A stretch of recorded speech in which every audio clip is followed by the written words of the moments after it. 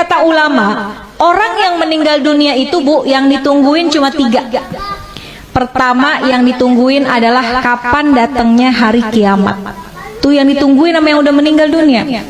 Kalau orang yang meninggal dunia orang soleh, ahli ibadah, sekalipun wafatnya udah puluhan tahun, ratusan tahun, tapi ketika dia di dalam kubur rasanya kayak cepet banget, nggak terasa.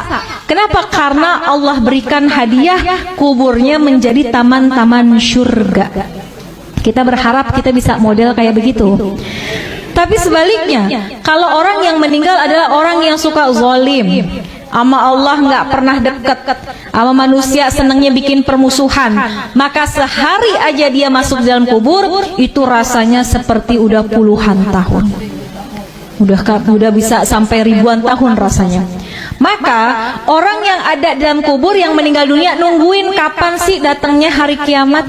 Orang baik pengen buru-buru cepat supaya bisa segera masuk dan menikmati keindahan surganya Allah Subhanahu wa ta'ala.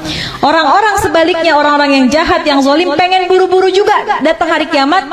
Dia pikir kelar siksaan kubur udah selesai, padahal masih banyak siksaan yang lebih besar, yaitu ketika datangnya hari kiamat.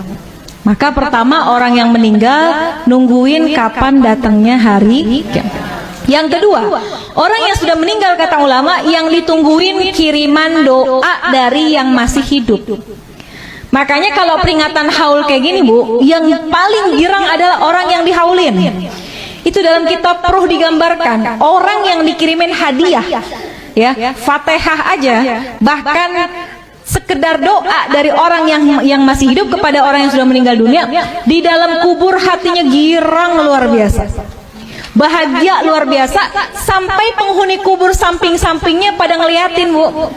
Kayak orang lagi di pesantren, ditengokin sama orang tuanya dibawain makanan, kan temen-temennya pada ngeliatin tuh ya. Tuh sama ceritanya seperti apa yang ada dalam kubur.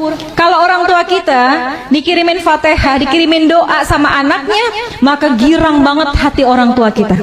Tuh penghuni kubur lainnya pada ngintip. Kalau bahasa kita dikirimin apaan sih gitu ya. Maka mereka sangat menunggu kiriman doa daripada keluarganya yang masih hidup di dunia. Bahkan diceritain Bu, kalau yang ngirimin anaknya, keturunannya itu malaikat akan membawa doanya menggunakan nampan yang terbuat dari emas. Punya nggak nampan dari emas? Nggak ada. Tapi Masya Allah ketika kita meninggal dunia, malaikat hadirkan doa.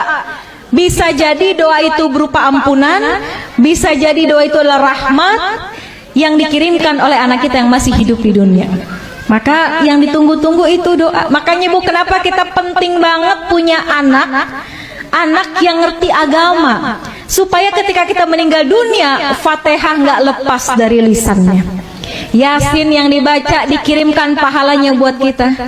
Kalau anak Bu ke orang tua, kalau kata guru saya, anak ke orang tua sekalipun nggak dia niatin khusus buat orang tua saya, sekalipun nggak disebut, pahalanya terus dialirkan oleh Allah kepada orang tua kita yang sudah meninggal dunia. Apalagi kalau diniatkan secara khusus.